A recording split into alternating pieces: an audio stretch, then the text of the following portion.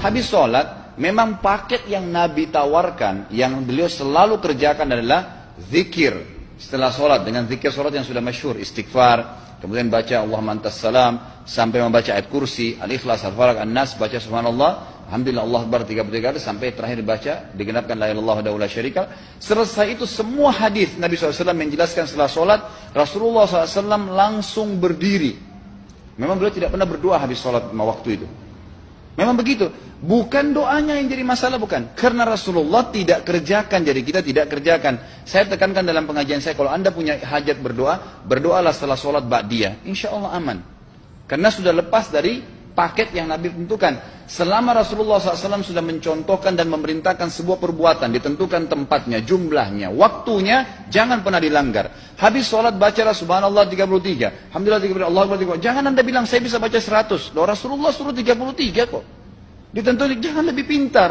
Nanti setelah sholat, jangan ikutkan dengan paket rangkaian sholat ini. Di luar waktu sholat anda membaca 100, silahkan. Karena nggak ada penekanan di situ. Kalau ada penekanan waktu, tempat, dan jumlah, jangan dibantah. Anda pengikut Rasulullah atau bukan, gitu kan? Harus jadi jelas. Yang membuat umat ini di Indonesia juga jadi masalah sekarang, karena mau buat sendiri. Semaunya sendiri. Kenapa akhi, kenapa Pak Kiai, kenapa Habib, kenapa Ustadz, kenapa buat ini? Bukankah Rasulullah tidak mencontohkan? Oh nggak apa-apa, ini kan baik. Loh, kalau semua orang berkata seperti Anda, apa yang tertinggal dari agama kita? Kira-kira apa lagi yang tertinggal? Nggak ada kemurnian agama, karena semua orang mau buat semaunya. Gitu kan? Semaunya sendiri. Pindah rumah, baca berzanji. Apa itu berarti sejarah Nabi? Kenapa baca berzanji, saudaraku? Rasulullah waktu pindah rumah pernah baca-baca gitu nggak? Nggak pernah. Kenapa dibuat? Anda muslim bukan? Muslim. Ya saya harus ikuti. Kalau tidak akan terus ini mengakar nih. Anda buat satu bid'ah sekarang. Bid'ah itu lawannya sunnah.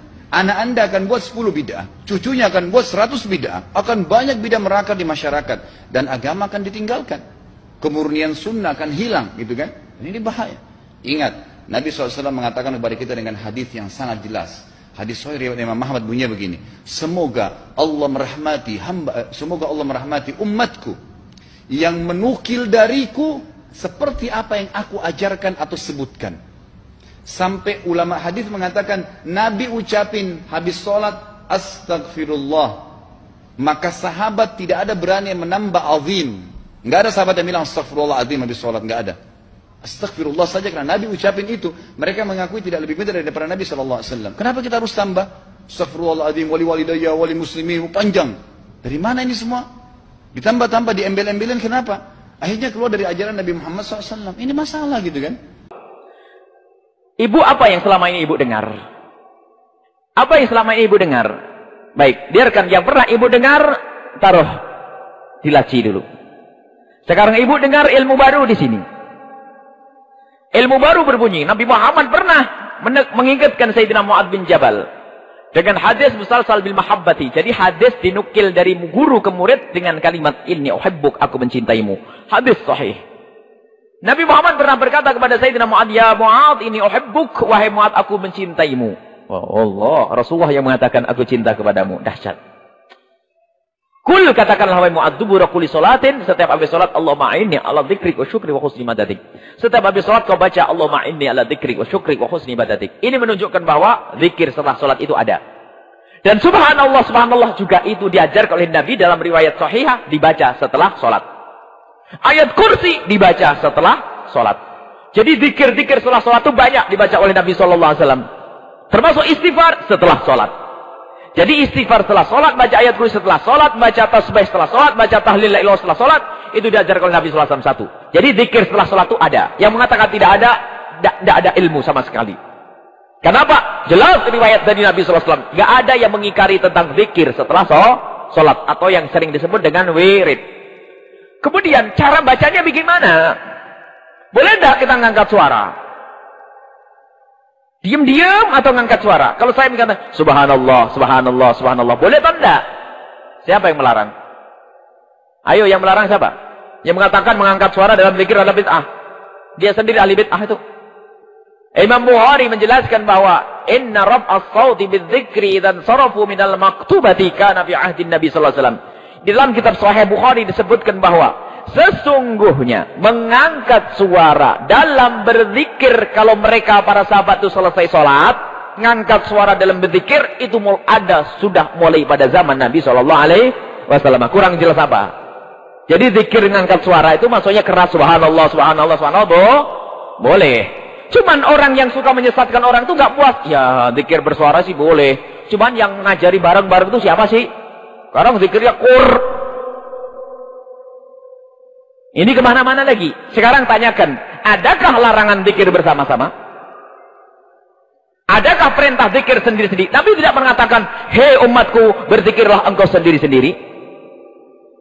Tidak ada. Dari mana larangan itu? Kita berzikir rame-rame. Subhanallah. Memang banyak orang sakit. Siapa yang melarang kita zikir bareng-bareng?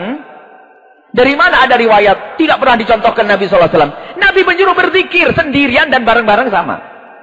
Solawat sendirian boleh, bareng-bareng juga boleh. Siapa yang melarang zikir bareng-bareng? Suruh nerjemahkan ini ayat ini yang berbunyi. Innallaha wa malaikatahu yusalluna 'alan nabi. Malaikat Allah dan malaikat bersalawat kepada Nabi sallallahu alaihi wasallam. Ya ayyuhalladzina amanu, wahai kalian semua orang-orang yang beriman, sallu, bersalawatlah kalian semua. Sendiri atau rame-rame? Itu yang bisa baca. Sendiri atau rame-rame? Oh, kalian semua berselawatlah. Tapi nggak ada keterangannya. Awas jangan rame-rame. Justru dalam riwayatnya jamak di sini kamu bareng ya mangga ini. Al-Quran sudah jelas. Mau apa mereka itu orang yang suka ngelarang-larang itu? Apa betul Nabi Muhammad jarang berdoa selesai sholat wajib? Jangan memahami hadis fi'li. Mana perbuatan Nabi? Mana perbuatan Nabi? Ucapan Nabi? Ma'udhifa ila Nabi SAW min qawlin, ucapan, au fi'lin, perbuatan, au takririn. Tiga-tiga ini sunnah. Ketika Nabi ditanya, apa doa yang paling makbul ya Rasulullah? Apa kata Nabi? Jawfil lail, doa tengah malam selesai tahajud. Yang kedua, ba'dal maktubah, selesai salat fardu. Kenapa dibeda-bedakan? Qauli, fi'li, takriri. Tak pernah ulama memisahkan antara itu. Qauli, nanti orang salat Allahu Akbar kabira, walhamdulillah katsira. Pernah dibuat Nabi? Mana pernah Nabi baca Allahu Akbar kabira? Itu takriri, sahabat yang buat.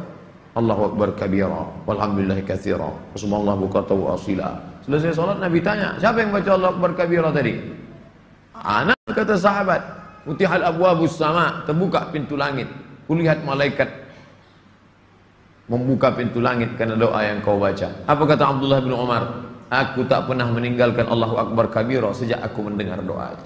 Takriri. Jadi jangan sikit-sikit. Pernah tak dibuat Nabi? Pernah tak dibuat Nabi? Pernah tak dibuat Nabi?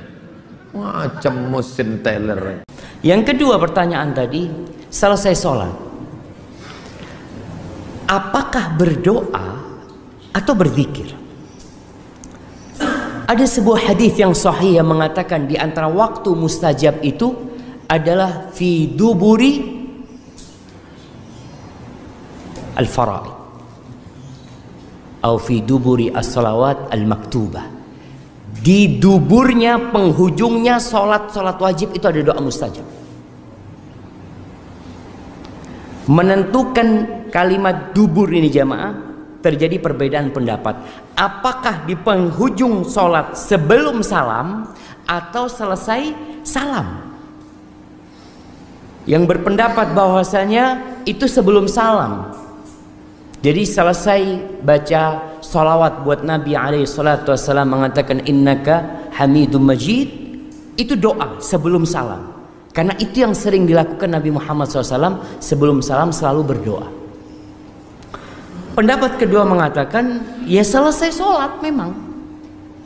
Jadi selesai kita berzikir, selesai kita astagfirullah 3 kali, Allahumma antas salam, terus baca subhanallah, alhamdulillah, Allahu akbar, kemudian baca ayat kursi, kemudian baca qul huwallahu ahad, qul a'udzu bil falaq, qul a'udzu bin nas, kemudian kita mau berdoa, silahkan.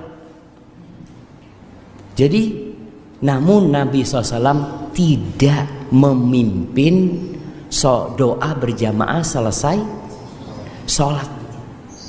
Artinya Rasul SAW Di Masjid Nabawi yang bertahun-tahun beliau sholat di sana, tidak disebutkan dalam hadis sahih pun yang menyebutkan Nabi SAW memimpin mereka doa pada waktu itu. Tapi kalau doa, fadhol. Kalau memang ada permohonan ketika itu, silahkan. Tapi yang lebih utama sebelum salam. Maka Syekh bin Utsaimin rahimahullahu taala mengatakan semua hadis yang berkaitan dengan doa itu sebelum salam, semua hadis yang berkaitan dengan zikir itu selesai salam. Itu makna dubur as-shalah, penghujung salat itu jemaah. Saya pernah menonton ceramah Ustaz Adi di YouTube tentang Nabi SAW jarang sekali berdoa setelah sholat. Yang ini saya tanyakan bagaimana cara berdoa Nabi SAW, apakah mengangkat tangan atau tidak, dan bagaimana adab mengangkat tangan saat berdoa. Masya Allah, antum minta doanya sedang type. Antum kelas advance ya, kita baru istighfar, antum sudah berdoa ya, Masya Allah. Baik, kalau antum menonton tayangan kami, melihat di YouTube, jangan langsung disimpulkan ya. Jangan langsung disimpulkan. Lihat dulu dalam suasana apa saya mengajar, di mana saya mengajar, dan apa yang ditanyakan kepada saya dalam konteks apa saya menjawab. Karena sering saya juga melihat, memperhatikan ada kesimpulan-kesimpulan yang tidak tepat. Karena memang tidak paham kalau kita menyampaikannya dalam konteks pengajaran di satu tempat tertentu, dalam konteks jawaban tertentu. Ya? Nah, ini sebetulnya pertanyaan tadi tentang terkait apakah setelah salat fardu kemudian boleh mengangkat tangan atau tidak dalam berdoa. Itu asal pertanyaannya. Lalu saya jawab dalam konteks ini. Pertama masalah doanya, kedua masalah mengangkat tangannya. Kita sampaikan bahwa yang pertama dalam keterangan hadis-hadis Nabi SAW, Nabi SAW itu selalu memanfaatkan sholatnya di dalam sholatnya dengan doa, karena sholat sendiri disebut dengan doa. Dari mulai takbir, kemudian iftitah sudah doa, fatihah sudah doa, kemudian rukunya doa, i'tidal doa, sujud doa, duduk di antara dua sujud doa. Bahkan dalam sujudnya memperbanyak doanya. Sehingga karena semakin banyak doa sudah dilakukan dalam sholatnya, setelah sholat itu beliau memperbanyak zikir-zikirnya yang tadi saya sampaikan. Zikir-zikir yang istighfar, kalimat-kalimat yang lain. Sedangkan doanya itu disedikitkan. Disedikitkan ini yang kira-kira belum dibacakan dalam sholatnya tadi, atau memomentari kebutuhan yang ada setelah sholat. Makanya saya simpulkan jarang berdoa bukan dimaksudkan tidak pernah berdoa, tapi sekiranya doa yang belum dibacakan dalam sholat dibacakan setelah sholat, atau ada kebutuhan yang dimintakan baru beliau berdoa di situ. Kalau sekiranya tidak ada kebutuhan, maka beliau memaksimalkan dengan zikirnya. Itu yang saya maksudkan. Sedangkan doa-doanya yang simpel, Allahumma anta salam, itu doa. Wa ma'ini ala dzikrika wa syukrika wa husni ibadatik, sini dibacakan. Kadang-kadang Nabi berzikir, sahabat sudah berdoa, ada yang begitu. Ada, nanti kita lihat materi berikutnya, apakah zikir ini apakah jahar, apakah berjamaah, apakah sendirian, itu materi berikutnya. Tapi yang paling menarik, ketika Nabi berzikir, sahabat ada yang berdoa. Buka kitab Al-Aqaidah Al-Islamiyah karangan Said Sadat, halaman 29, posisi paling kanan di pertengahan, hadis nomor yang keempat. Jadi ketika Nabi sedang berzikir, ada sahabat yang berdoa. Allahumma innaka antal ahad as-samad alladhi lam yalid wa lam yulad wa lam yakul lahu kufuwan ahad. Allahumma inni as'aluka an taghfira li. Ya Allah, saya akui, saya yakini Engkau adalah Allah al-Ahad, satu-satunya yang tempat bergantung, tidak beranak, tidak diperanakan, tidak ada sekutu bagimu ya Allah. Hamba memohon ya Allah, mohon ampuni dosa hamba. Kata Nabi, tahu dari mana kamu doa itu? Antadri, tahukah engkau? Ini adalah doa. Idza du'iya bihi ajaba wa idza su'ila bihi a'ta. Doa ini kalau engkau mintakan dengan itu akan dikabulkan, kalau berdoa akan dijawab. Dikomentari oleh Nabi SAW. Yang berdoa sahabat, Nabi sendiri sedang berzikir di situ. Jelas di sini. Jadi kalimat-kalimat berdoa pasca sholat yang saya sebutkan jarang bukan berarti tidak berdoa, tapi sesuai kebutuhan yang tidak dipanjatkan dalam sholatnya. Jelas di sini. Baik. Nah sekarang dari situlah kemudian disimpulkan yang mengatakan kami mengambil hadis dari At-Tirmidzi, Nabi tidak pernah mengangkat tangan setelah selesai sholat fardu, karena memang yang dibacakan Nabi setelah selesai sholat itu zikir kalimat thayyibah, bukan doa. Antum saat istighfar mengangkat tangan nggak? Astagfirullah, astagfirullah, astagfirullah. Kan tidak kan? Ya, saat doa itu yang diangkat. Doa mengangkat tangan, sering Nabi mengangkat. Sampai-sampai turun ayat Quran mengatakan Nabi sering mengadah ke langit mengangkat tangannya bermohon. Quran surah kedua Al-Baqarah ayat 144, posisi paling kiri sebelah bawah. Ketika Nabi meminta kiblat dipindahkan ke arah Al-Masjidil Haram. Qad nara taqalluba wajhika fis sama. Kami sering melihat engkau menengadahkan wajahmu ke langit memohon, mengangkat tangan bermohon kepada Allah, ya Allah, ya Allah. Alihkan kiblat diri. Baik. Jadi yang dimaksudkan kenapa jarang mengangkat tangan, ya tidak mengangkat tangan setelah selesai sholat fardu itu bukan berarti nggak berdoa, bukan, karena Nabi langsung berzikir dengan kalimat istighfar yang tadi itu yang kita uraikan itu. Sedangkan kalimat itu tidak menuntut mengangkat tangan. Jadi hukum mengangkat tangan pasca berdoa itu boleh-boleh saja. Kalau antum misalnya ingin berdoa mengangkat tangan boleh, bahkan hadisnya banyak di situ yang menerangkan bahwa orang-orang yang mengangkat tangan saat berdoa, masya Allah, itu lebih cepat dikabulkan oleh Allah Subhanahu Wa Taala. Bahkan bahasa hadisnya Allah sangat malu kalau membiarkan orang menengadahkan tangannya tanpa mendapatkan apa-apa dalam keadaan hampa maksudnya. Jelas di sini? Jadi kalau membaca hadis jangan kalimatnya begini langsung disimpulkan, tidak. Ada ilmunya di situ. Harus dilihat. Tidak semua hadis yang antum baca terjemahannya begini maknanya begitu, belum tentu. Belum tentu. Saya sering sampaikan, salat sunnah paling baik gimana dilakukan? Di rumah, jangan sampai sini bacanya. Afdhalun nawafil fi baiti, ya, malam takunil faraid. Salat nafilah terbaik di rumahnya sepanjang bukan salat fardu. Belum selesai. Kalimat salat seterusnya wa baiti huna, dan rumahku di sini. Kata Ibnu Hajar Al-Asqalani, kalimat wa baiti huna fa hadha yadullu ala anna idza kana baitu qariban min al-masjid. Ini menunjukkan hukum bahwa jika rumahnya dekat dengan masjid, karena rumah Nabi di masjid. Begitu adzan, Nabi salat sunnah di dalam di rumahnya. Begitu iqamat, beliau keluar, rumahnya dekat dengan masjid. Tapi kalau rumah antum misalnya jauh dari masjid, tunaikan di masjid. Anda misalnya rumah dekat dengan masjid samping, ingin subuhan di sini, tunaikan sunnahnya di rumah supaya tempat sujudnya lebih banyak, menjadi saksi di akhirat.